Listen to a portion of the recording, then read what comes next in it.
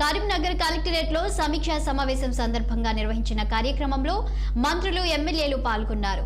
జగిత్యాల సంజయ్ కుమార్ మాట్లాడుతుండగా MLA Kaushik Reddy party గురించి మాట్లాడడంతో ఇద్దరి మధ్య వాగ్వాదం పెరిగి తోపులాట జరిగింది.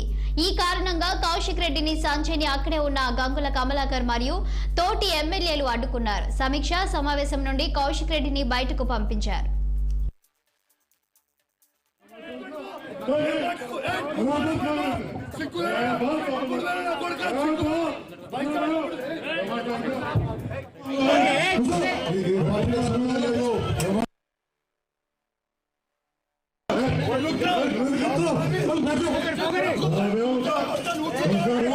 దమ్ముంటే కేసీఆర్ గారు పెట్టిన భిక్షని రాజీనామా చేసి కాంగ్రెస్ టికెట్ మీద పోటీ చేయమని గెలుస్తాడో చూద్దాం. అదే జగిత్యాలో అంత పెద్ద మొగోడైతే చేయమని చెప్పు.